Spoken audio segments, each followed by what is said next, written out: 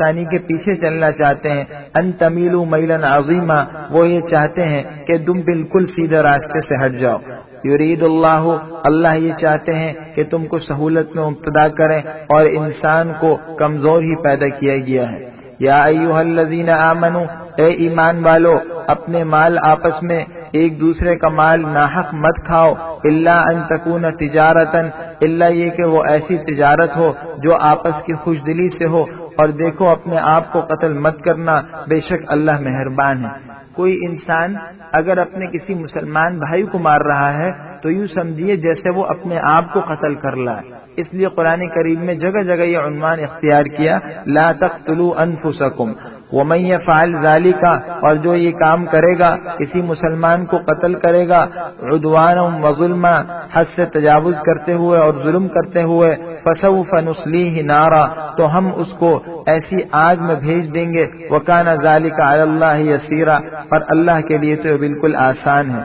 ان تجتنبوا کبائر ما تنہون عنہ، اگر تم بچو ان کبیرہ گناہوں سے جن سے تم کو منع کیا جا رہا ہے، تو ہم تم سے دوسرے گناہوں کو بھی معاف کر دیں گے، وندخلکم مدخلا کریما، اور تمہیں باعزت جگہ پر داخلہ نصیب کریں گے۔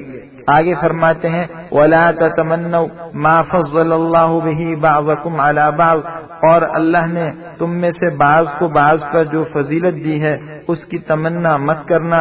لِلرِّجَالِ نَصِيبٌ مِّمَّا اكْتَسَبُوا، مرد کو ان کے کاموں کا ثواب ملے گا، وَلِلنِّسَاءِ، اور عورتوں کو ان کے کاموں کا ثواب ملے گا، اور اللہ سے اس کا فضل مانگتے رہو۔ ان اللہ کان بکل شیء علیما، بے شک اللہ جل شانہ ہر چیز کو جاننے والے ہیں۔ اللہ جل شانہ نے یہ صاف اعلان فرما دیا ہے کہ مرد اور عورتوں دونوں کے حقوق ہیں، لیکن اللہ نے فطری طور پر اگر کسی کو کسی پر فضیلت دی ہو تو اس کی تمنا انسان کو نہیں کرنی چاہیے۔ ایسی چیزیں جو عموماً انسان کو حاصل نہیں ہوتی اور ان کا دروازہ بند ہو چکا ہے تو اس کی تمنا مت کرے۔ مثال کے طور پر کوئی شخص یہ تمنا کرے کہ مجھے نبوت کا درجہ مل جائے، کوئی عورت یہ تمنا کرے کہ میں مرد ہو جاتی تاکہ مجھے مردوں جیسے نیک اعمال کا ثواب ملتا، تو اس کو اس قسم کی تمنا نہیں کرنی چاہیے۔ اس کی وجہ یہ ہے کہ اللہ نے جو فضیلت دی ہے اس میں اللہ کی مصلحتیں ہیں۔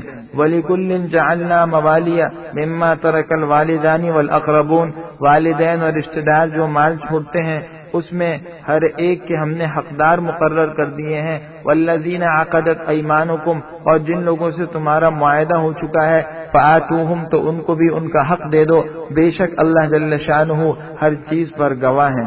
الرجال قوامون علی النساء، مرد عورتوں پر حاکم ہیں، مسلط ہیں، بما فضل اللہ بعضهم علی بعض، اس وجہ سے کہ اللہ نے ان میں سے بعض کو بعض پر فضیلت دی ہے۔ اللہ نے یہ صاف اعلان فرما دیا کہ مردوں کو اللہ نے عورتوں پر بہر صورت ایک برتری دی۔ کچھ حقوق ایسے ہیں جو مردوں کے ہیں وہ عورتوں کو حاصل نہیں، لیکن کچھ حقوق عورتوں کے ہیں وہ مردوں کو حاصل نہیں ہے۔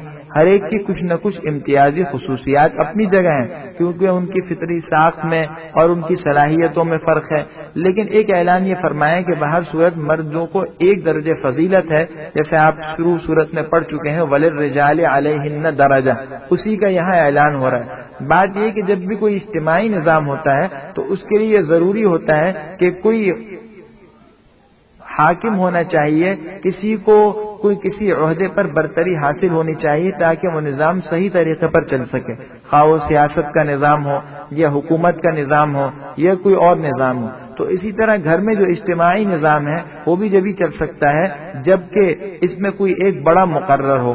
عورت کو اور بچے کو ظاہر یہ منصب نہیں دے سکتے، ان میں اہلیت نہیں ہے، ان کے اندر کمزوری ہے سمجھ کے اعتبار سے اور دیگر صلاحیتوں کے اعتبار سے، جسمانی قوت کے اعتبار سے، تو اللہ نے مرد کو یہ برتری دی ہے تاکہ گھر کا نظام صحیح طریقے پر چل سکے۔ آگے فرماتے ہیں بعض صورت اس سے معلوم ہوا کہ خواتین کو چاہیے کہ اس معاملے میں مردوں کے رائے کو فوقیت دیں، ان معاملات میں جو جائز ہیں جس میں شریعت کی طرف سے ممانعت نہیں ہے، اس میں بلا وجہ منمانی کر کے مردوں کو اپنی رائے کے موافق بنانے کی کوشش نہ کریں۔ اس کی وجہ اللہ نے بیان کی کہ اللہ نے خود فضیلت دی ہے، جب اللہ کسی کو فضیلت دیں تو اعتراض کا کیا حق ہو سکتا ہے؟ اور دوسری وجہ یہ کہ مرد محنت کرتے ہیں، کما کر لاتے ہیں، مال خرچ کرتے ہیں، اس لیے ان کو یہ منصب دیا گیا۔ وَبِمَا أَنفَقُوا مِنْ أَمْوَالِهِمْ، اور اس وجہ سے کہ یہ مال خرچ کرتے ہیں۔ فَالصَّالِحَاتُ، نیک عورتیں کون سی ہیں؟ قانتات، جب مردوں کے حکم پر چلتی ہیں، حافظات للغیب، اور مردوں کے پیچھے اپنی مال اور عزت و آبرو کی حفاظت کرتی ہیں، بما حفظ اللہ، اس وجہ سے کہ اللہ ان کو حفاظت کی توفیق دیتے ہیں۔ واللاتی تخافون نشوزہن، اور جن عورتوں کی نافرمانی کا تمہیں خطرہ ہو، فعظوہن، پہلے ان کو نصیحت کرو، اور اس کے بعد بستروں میں ان سے علیحدگی اختیار کر لو، اور اس کے بعد وضربوہن، ان کو مارو۔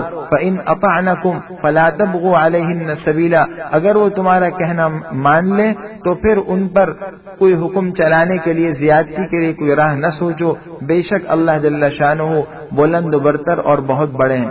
گھر کے نظام کی درستگی کے لیے شریعت نے یہ 3 ہدایات دی ہیں کہ اول تو یہ حکم دیا کہ عورت کو چاہیے مرد کے حکم کی اطاعت کرے اور مرد کے حقوق کا خیال کرے، لیکن اگر بالفرض عورت بد کردار ہے، اس کے اندر اخلاقی اعتبار سے یا کسی اور اعتبار سے کوئی خامی ہے، تو اس کی 3 تجاویز دی ہیں۔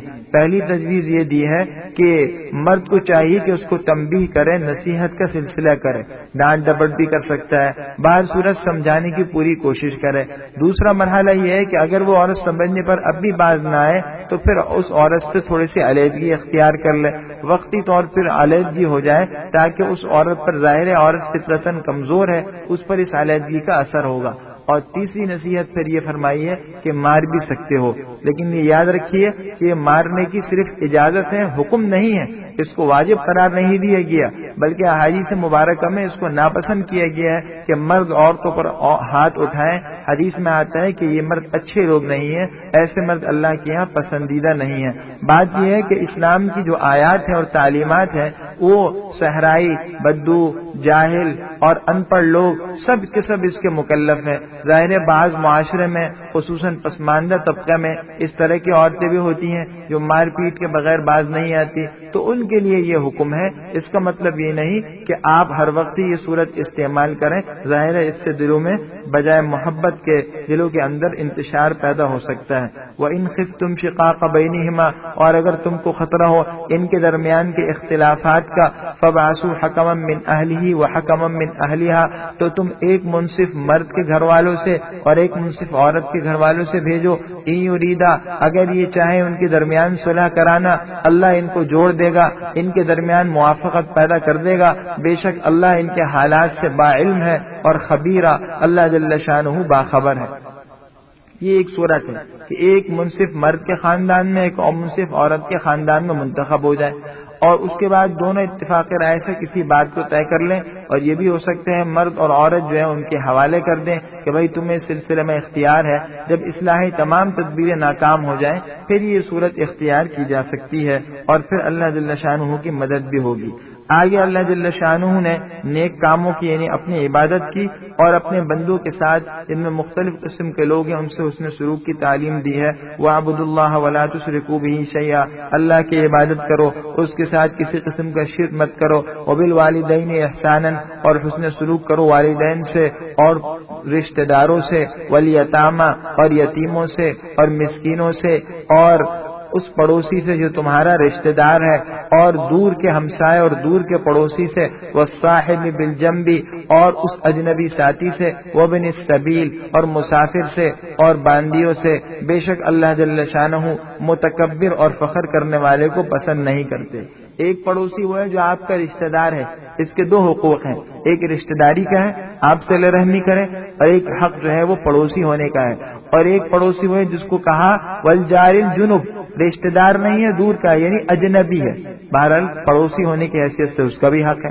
اور ایک لفظ اور استعمال ہو والصاحب بالجنب، اس کا مطلب یہ ہے کہ وہ آپ کے ساتھ وقتی طور پر ساتھ ہے، سفر میں آپ کے ساتھ بیٹھا ہوا ہے، کسی اور موقع پر آپ کے ساتھ ہے، ایسی صورت میں کہا کہ آپ اس کا خیال کیجئے۔ بھائی تھوڑی دیر کی رفاقت جو ہے اس کے اثرات بھی بڑے گہرے ہوتے ہیں، آپ سفر میں ایک آدمی کے ساتھ بیٹھے ہیں، ٹانگیں چوڑی کر کے بیٹھ گئے، یا آپ نے سگریٹ نوشی شروع کر دی یا اور کوئی بدتمیزی کی حرکات شروع کر دی، تو اس پر ایسا گہرا اثر ہوگا کہ تھوڑی دیر بعد آپ اس سے الگ تو ہو جائیں گے، لیکن اس پر آپ کا اور آپ کے اخلاق و کردار کا بڑا گہرا اثر رہے گا، وہ اس کو بھلا نہیں سکے گا۔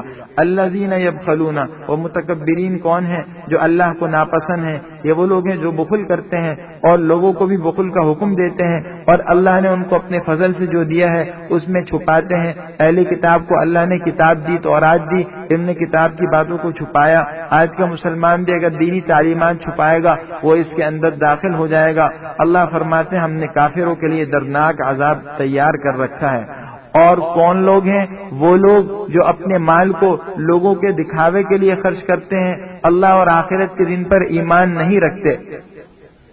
وَمَن يَكُنِ الشَّيْطَانُ لَهُ قَرِينًا، اور جس کا ساتھی شیطان ہے تو فَسَاءَ قَرِينًا، وہ بہت ہی برا ساتھی ہے۔ وَمَاذَا عَلَيْهِمْ، اور ان کا کیا نقصان ہوتا اگر یہ ایمان لاتے اللہ پر اور آخرت کے دن پر، اور جو اللہ نے مال دیا اس کو خرچ کرتے۔ وَكَانَ اللَّهُ بِهِمْ عَلِيمًا، اللہ جل شانہ ان کو جاننے والے ہیں۔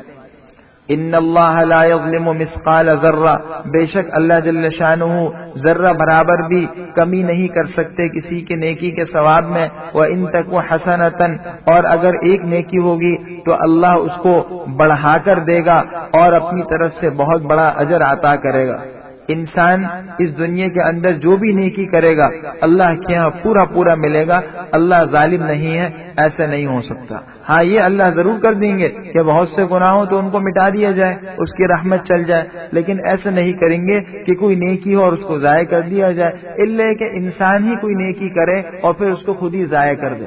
تو اس میں گویا اس بات کی طرف متوجہ کیا جا رہا ہے کہ دیکھو جس طرح نیکی کی محنت مطلوب ہے، اسی طرح نیکی کی حفاظت کی محنت بھی ضروری ہے۔ آج ہم نیک کام تو کرتے ہیں لیکن ان نیک کاموں کو باقی رکھنے کی کوشش نہیں کرتے، غیبت نہیں چھوڑی اور بہت سے ایسے کام نہیں چھوڑے جن کے بارے میں حدیث میں آتا ہے کہ نیکیوں کو کھا جاتے ہیں۔ ان چیزوں سے بچنا ضروری ہے۔ فکیف، اس وقت کیا حال ہوگا، اذا جئنا من کل امت بشہید، جب ہر امت میں سے ہم ایک گواہ لائیں گے اور ہم آپ کو ان سب پر یعنی امت محمدیہ پر گواہ کی حیثیت سے لے کر آئیں گے۔ یومئذ، یہ وہ دن ہوگا جس دن کافر لوگ اس بات کی تمنا کریں گے، اور وہ لوگ بھی جن نے رسول کی نافرمانی کی تمنا یہ کریں گے کہ زمین ان پر مٹا دی جاتی، یعنی ان کو مٹا کر زمین میں برابر کر دیا جاتا۔ ولا یکتمون اللہ حدیثا، اللہ سے کوئی بات چھپا نہیں سکیں گے۔ جس میں آتا ہے کہ قیامت کے دن اگر ایک بکری نے دنیا میں کسی سینگ والی بکری نے بے سینگ والی بکری کو مارا ہوگا تو ان کو بھی لایا جائے گا اور ان کے درمیان پھر یہ معاملہ کیا جائے گا اور پھر حکم دیا جائے گا کہ مٹی ہو جاؤ۔ تو جب جانور مٹی ہوگا تو کافر تمنا کرے گا کاش میں بھی مٹی بن جاتا تاکہ میں اس عذاب سے بچ جاتا، لیکن اللہ کے عذاب سے نہیں بچ سکے گا۔ آگے حکم ہوتا ہے نماز سے متعلق، یا ایھا الذین آمنوا، اے ایمان والو، لا تقربوا الصلاۃ وانتم سکارا، نشے کی حالت میں نماز کے قریب مت جاؤ، یعنی نماز کے قریب ایسی حالت میں مت جاؤ کہ تمہیں نماز کے آداب کا صحیح طور پر علم ہی نہ ہو۔ وانتم سکارا حتی تعلموا ما تقولون، جب تک کہ تمہیں وہ بات معلوم نہ ہو جو تم پڑھ رہے ہو۔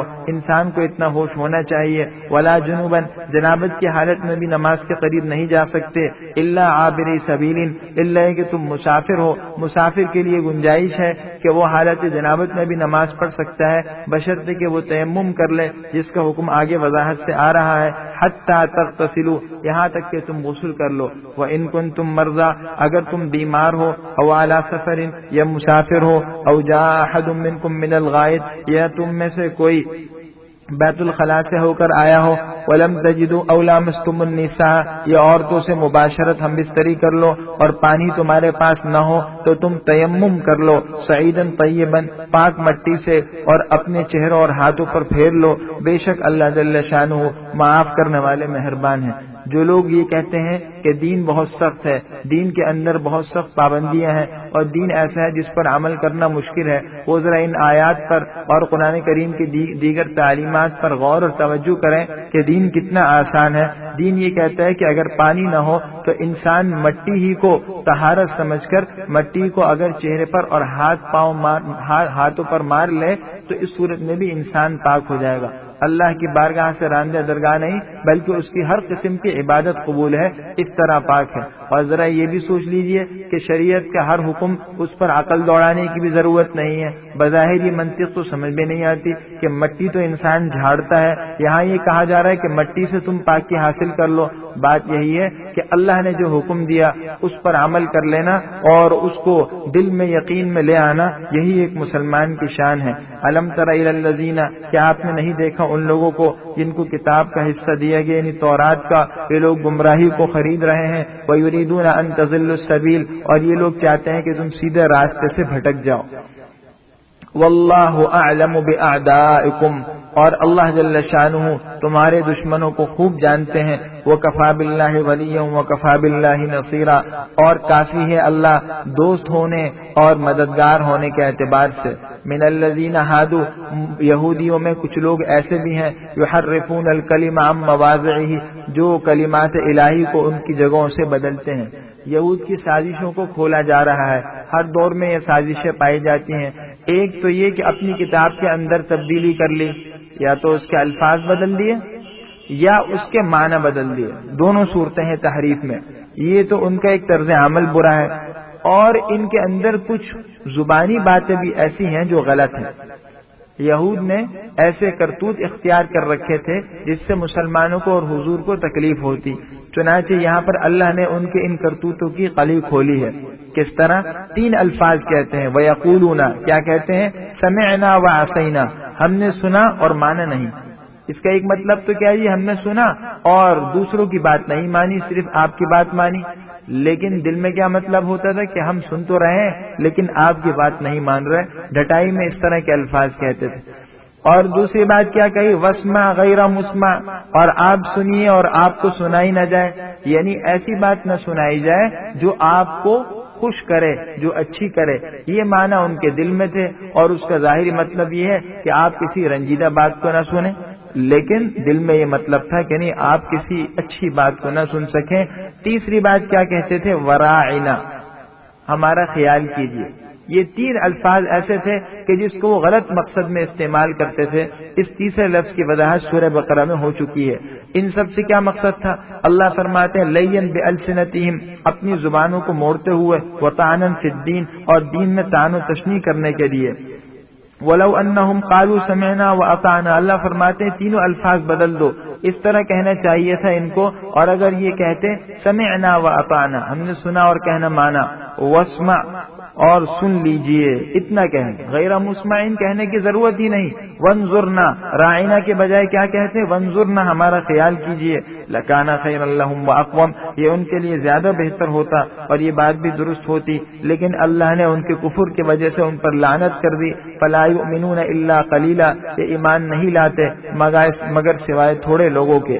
یا ایھا الذین اوتوا الکتاب، اے اہل کتاب ایمان لے آؤ اس کتاب پر، بما نزلنا، جو ہم نے اتاری، مصدقا لما معکم، یہ کتاب تصدیق کرتی ہے ان کتابوں کی جو تمہارے پاس ہے، یعنی یہ قرآن تمہاری کتاب تورات کے مضمون کی تائید کرتا ہے۔ من قبل ان نطمس وجوہا، اس سے پہلے ہے کہ ہم چہروں کو پلٹ دیں، مسخ کر دیں، فنردھا علی ادبارہا، اور ان کو سپاٹ کر کے ان کو پشت پر پھیر دیں۔ او نلعنہم، یا اس سے پہلے کہ ہم ان پر لعنت کریں، کما لعنا اصحاب السبت، جیسے کہ ہفتے کے دنوں والوں پر لعنت ہم نے کی تھی۔ اللہ فرماتے ہیں اللہ اس پر قادر ہے کہ چہرے کو مسخ بھی کر سکتے ہیں اور اس طرح بھی ان کو ملعون بنا سکتے ہیں، جس طرح وہ لوگ جن نے ہفتے کے دن کے شکار کے بارے میں اللہ کے حکم کو قبول نہیں کیا، ان کو بھی بندر اور خنزیر سے تبدیل کر دیا گیا تھا۔ اس لیے اللہ کی طرف سے زبردست تنبیہ ہے، وَكَانَ أَمْرُ اللَّهِ مَفْعُولًا، اللہ کا فیصلہ ہو کر رہتا ہے۔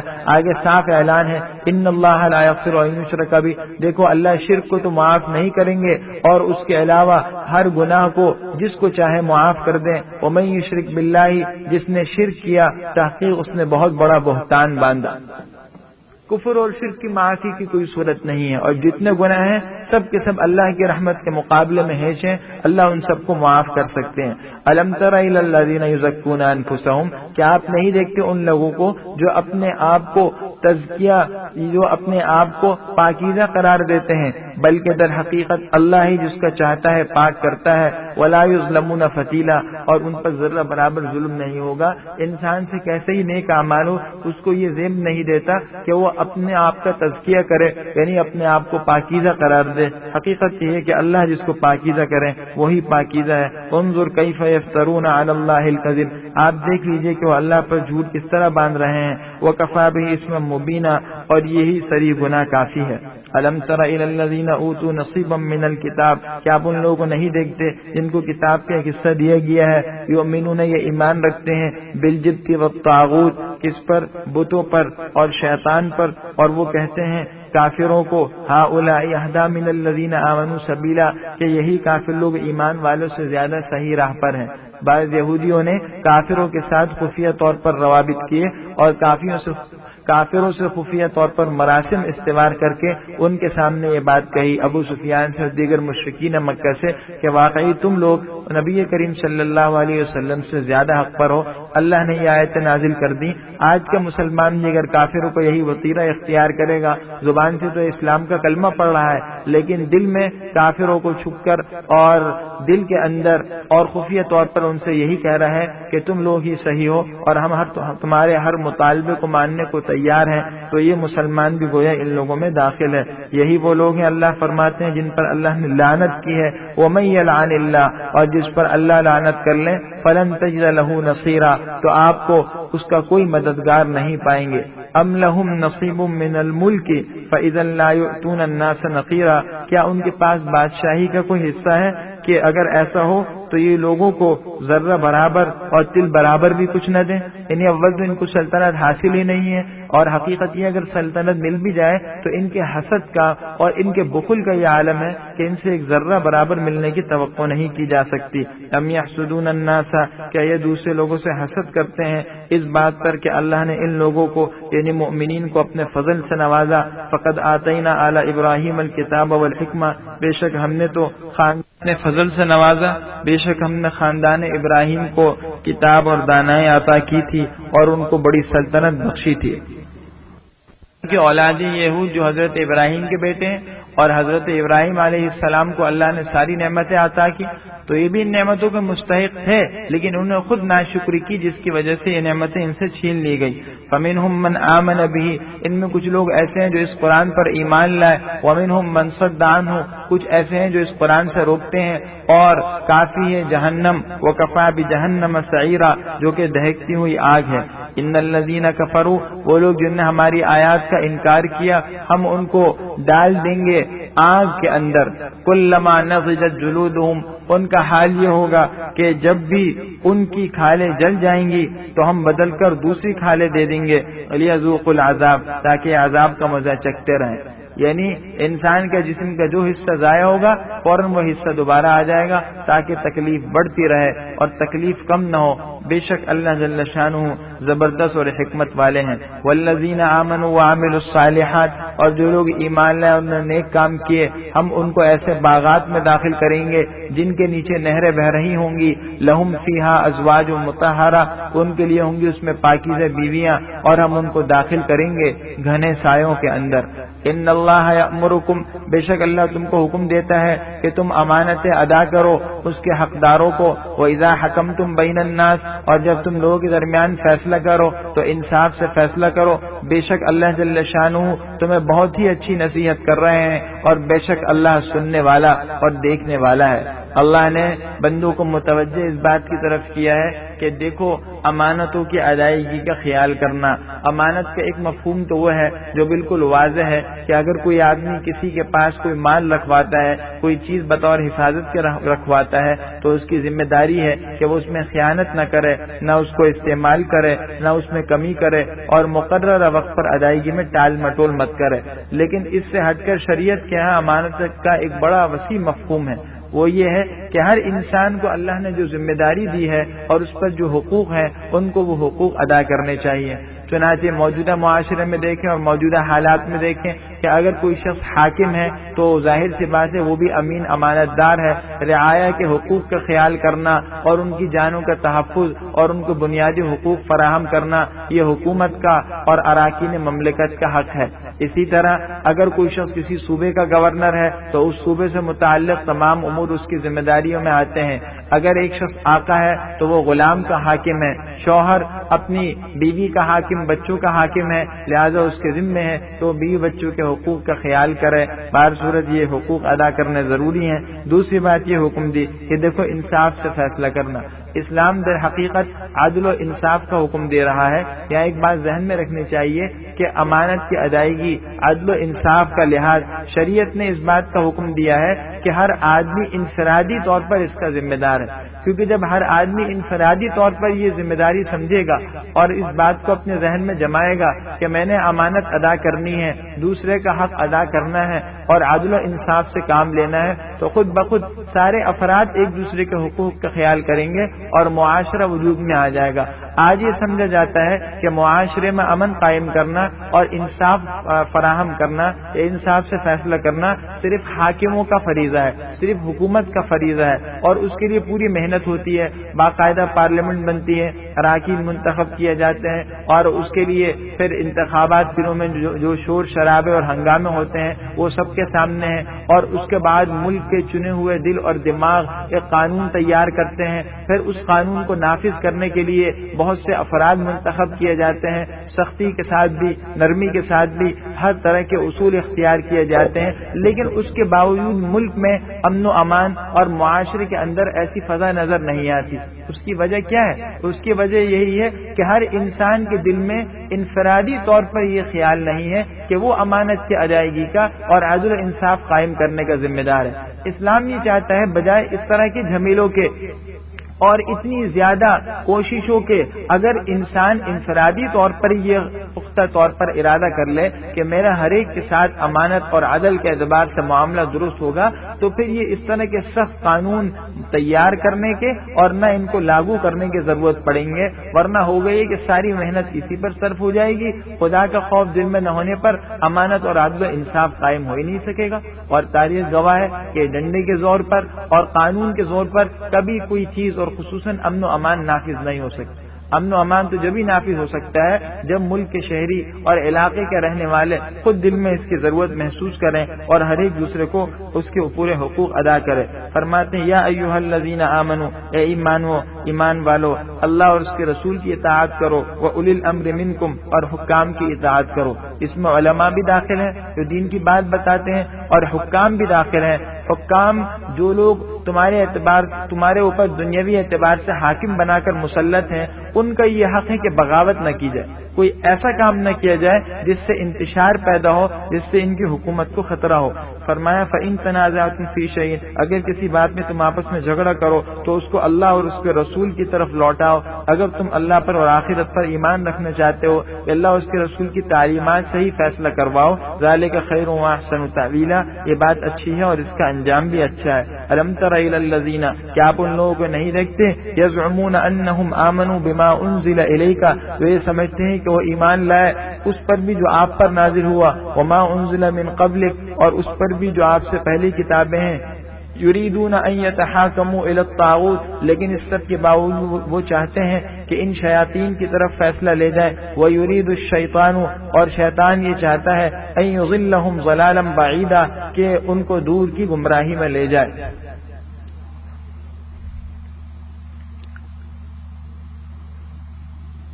کچھ منافقین اور یہودیوں کا یہ چکر ہو گیا کہ انہوں نے یہ اس طرح کا معاملہ کیا. ہوا یہ کہ ایک منافق اور یہودی کا جھگڑا ہو گیا. حضرت عمر رضی اللہ عنہ کے پاس گئے تھے اور منافق کی یہی خواہش تھی کہ حضرت عمر کے پاس جائیں. پہلے یہ لوگ نبی کریم صلی اللہ علیہ وسلم کے پاس گئے. منافق تیار نہیں تھا کیونکہ وہ حق پر نہیں تھا، لیکن بہرحال جب یہ تیار ہو گیا تو حضور نے یہودی کے حق میں فیصلہ کر دیا. اس کی وجہ یہی تھی کہ یہود حق پر جب یہودی حق پر تھا اس کے حق میں فیصلہ ہو گیا تو اب اس کے بعد پھر یہ سلسلہ ہوا کہ یہ لوگ پھر حضرت عمر کے پاس جانے کا ارادہ کرنے لگے، اور منافق کا اس پر اصرار تھا، اس کا خیال یہ تھا کہ حضرت عمر چونکہ یہود کے مقابلے میں بہت سخت ہیں اس لیے وہ میرا خیال رکھیں گے۔ حضرت عمر کے پاس گئے، سارا واقعہ بیان کیا۔ حضرت عمر نے فرمایا کہ حضور یہ فیصلہ فرما چکے تھے اور حضور نے اس یہودی کے حق میں فیصلہ کیا تھا۔ کہنے لگا بالکل ایسا ہی ہے۔ چنانچہ حضرت عمر گھر کے اندر گئے اور تلوار لائے اور تلوار سے منافق کی گردن اڑا دی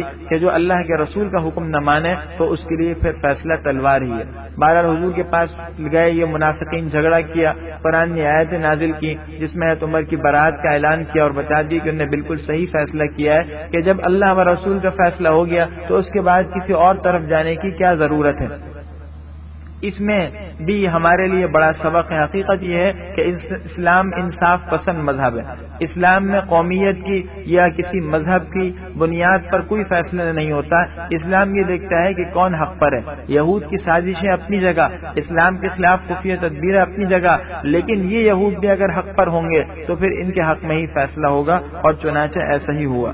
آگے فرماتے ہیں وَإِذَا قِيلَ لَهُمْ، اور جب ان سے کہا جاتا ہے کہ آؤ اس چیز کی طرف جو اللہ نے نازل کی اور رسول کی طرف، تو رأیت المنافقین، تو آپ دیکھیں گے منافقین کو، یصدون عنک صدودا، کہ وہ آپ سے پھرنے لگتے ہیں۔ فکیف، اس وقت میں کیا حال ہوگا جب ان کو کوئی مصیبت آتی ہے، بما قدمت ایدیہم، ان کی شامت اعمال کے سبب، ثم جاؤک یحلفون باللہ، پھر آپ کے پاس آتے ہیں اللہ کی قسمیں کھاتے ہوئے، ان اردنا الا احسانا و توفیقا، کہ خدا کی قسم ہمارا مقصود تو بھلائی اور موافقت ہی تھا۔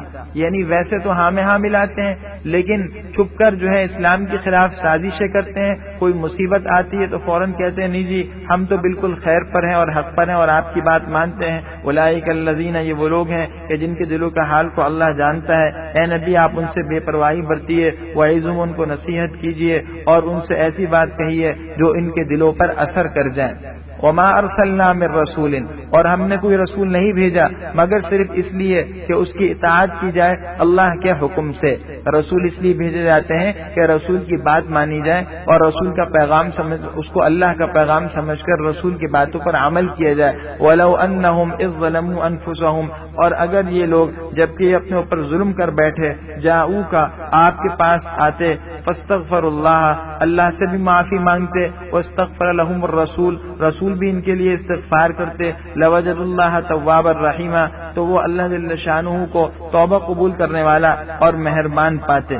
مسلمانوں کے بارے میں مسلمانوں کو یہ کہا جا رہا ہے کہ دیکھو اگر یہ کافر بھی گناہ کے بعد آپ سے استغفار کروائیں، شفاعت کروائیں، اللہ آپ کے استغفار اور شفاعت کی لاز رکھ لے گا۔ علماء نے فرمایا کہ یہ حکم ابھی بھی ہے، اب بھی کوئی مسلمان اللہ کے نبی کے روضے پر حاضر ہو رہا ہے، آپ سے شفاعت چاہتا ہے، استغفار کرتا ہے اور گناہوں کی معافی کرواتا ہے کہ آپ اللہ سے میرے گناہوں کو معاف کروا دیں، تو مسلمان کے گناہ ضرور معاف ہوں گے۔ فلا وربک لا یؤمنون، آپ کے رب کی قسم یہ لوگ ہرگز ایمان والے نہیں ہو سکتے جب تک کہ یہ آپ کو حکم نہ بنا دیں، یعنی آپ کو منصف نہ بنا دیں، فیما شجر بینہم، آپس کے اختلافات میں، پھر جو فیصلہ آپ کریں اس کے بارے میں نہ ان کے دلوں میں کوئی تنگی ہو، ویسلموا تسلیما، اور آپ کے فیصلے کو بالکل تسلیم بھی کر لیں۔ یہ ایک مسلمان کی شان ہے۔ ذہن میں رکھنا چاہیے کہ اسلام صرف کلمہ پڑھنے کا نام نہیں ہے، بلکہ اللہ کے نبی کی جتنی تعلیمات ہیں ان پر عمل کرنا یہ ضروری ہے۔ جب حضور حیات تھے تو حضور کو حکم بنایا جائے، منصف بنایا جائے، اور جب حضور حیات نہ ہو تو پھر حضور کے بعد حضور کے طریقے پر چلنے والے لوگ اختلافات کو جو نمٹا رہے ہیں اس کو حضور کا حکم سمجھ کر اس پر عمل کرنا چاہیے۔ اور اس کے ساتھ ساتھ یہ بھی شرط ہے کہ اس کو خوش دلی سے قبول کریں، تسلیم کر لیں۔ یہ نہیں جی کہ ہم شریعت کا مسئلہ پوچھ ہی نہیں رہے اس لیے کہ ہمارا مال کا نقصان ہو جائے گا، کاروبار کا نقصان ہو جائے گا، ہمیں کسی کو کچھ دینا پڑے گا، یہ مسلمان کی شان نہیں ہے۔ آگے ارشاد فرماتے ہیں وَلَوْ أَنَّا كَتَبْنَا عَلَيْهِمْ، اگر ہم انہیں حکم دیتے أَنِ اقْتُلُوا أَنفُسَكُمْ کہ تم اپنے آپ کو قتل کر ڈالو یا اپنے گھروں سے نکل جاؤ، تو نہیں کرتے مگر ان میں سے بہت سے تھوڑے لوگ۔ وَلَوْ أَنَّهُمْ فَعَلُوا مَا يُوعَظُونَ بِهِ، اور اگر یہ اس نصیحت پر کاربن ہو جائیں تو یہ ان کے لیے بہتر بھی ہے اور ان کے دلوں کی اطمینان کا ذریعہ بھی ہے۔ وَإِذًا لَّآتَيْنَاهُمْ، اور اس وقت ہم ان کو اپنی طرف سے بہت بڑا اجر عطا کریں گے۔ وَلَهَدَيْنَاهُمْ، اور ہم ان کو رہنمائی کریں گے بالکل سیدھے راستے کی۔ اللہ فرماتے ہیں کہ اہل کتاب پر تو بڑے سخت احکامات نازل ہوئے تھے، جس میں سے ایک یہ بھی تھا کہ جو مجرم ہو ان کو قتل کر ڈالو، ان کے لیے کوئی سزا نہیں ہے، بعض صورتوں میں گھر سے نکلنا ضروری تھا۔ یہ اللہ جل شانہ کا فضل ہے کہ مسلمانوں کے لیے اللہ نے یہ سختی نہیں کی اور مسلمانوں پر اللہ نے آسانی رکھی، ورنہ ان احکام پر عمل کرنا آسان نہیں تھا۔ وَمَن يُطِعِ اللَّهَ وَالرَّسُولَ، جو اللہ و رسول کی اطاعت کرے گا، فَأُولَٰئِكَ مَعَ الَّذِينَ، یہی وہ لوگ ہوں گے جو ان لوگوں کے ساتھ ہوں گے جن پر اللہ نے انعام فرمایا۔ وہ کون لوگ ہیں؟ من النبیین، انبیاء کرام، والصدیقین، اور حضرات صدیقین، اور شہداء، اور نیک بندے، اور یہ لوگ بہترین ساتھی ہیں، بہترین رفیق ہیں۔ بے شک یہ سب اللہ کا فضل ہے اور اللہ جل شانہ جاننے والے ہیں۔ اگر کوئی آدمی دنیا میں اللہ و رسول کے حکموں کی فرما برداری کر لے، اپنی خواہشات کو قربان کر کے اللہ و رسول کی اطاعت کا خوگر اپنے نفس کو بنا لے، تو دیکھو آخرت میں ان لوگوں کی رفاقت نصیب ہوگی، اور ان لوگوں کی رفاقت کتنی خوش نصیبی کی بات ہے۔ یہ بڑا سستا سودا ہے کہ دنیا میں کچھ مجاہدہ تو کر لیا، دوسرے لوگوں کی رفاقت چھوڑ دی، کوئی حرج کی بات نہیں ہے، لیکن آخرت میں ان حضرات کی رفاقت حاصل ہو جائے۔ آگے جہاد سے متعلق احکامات ہیں۔ یا ایھا الذین آمنوا خذوا حذرکم، اے ایمان والو جہاد کے موقع پر اپنے بچاؤ کا سامان یعنی ہتھیار لے لیا کرو۔ فانفروا ثبات او انفروا جميعا، یا تو جماعت در جماعت ہو کر نکلو، یہ سب کے سب اکٹھے نکلو۔ وان منکم، یا منافقین کا حال ہے، فرماتے ہیں تم میں سے بعض ایسے ہیں جو جان بوجھ کر تاخیر کرتے ہیں، اور جب ان کو کوئی مصیبت پہنچتی ہے تو وہ یہ کہتے ہیں کہ اللہ نے مجھ پر انعام فرمایا، اذ لم اکن معہم شہیدا، کہ میں ان کے ساتھ نہیں تھا۔ وَلَئِنْ أَصَابَكُمْ فَضْلٌ مِّنَ اللَّهِ، اور اگر تمہیں اللہ کی طرف سے فضل حاصل ہوتا ہے، مال غنیمت ملتا ہے، لَيَقُولَنَّ، تمنا کرتا ہے، كَأَن لَّمْ تَكُن بَيْنَكُمْ وَبَيْنَهُ مَوَدَّةٌ، جیسے اس کے اور تمہارے درمیان کوئی تعلق تھا ہی نہیں، کیا تمنا کرتا ہے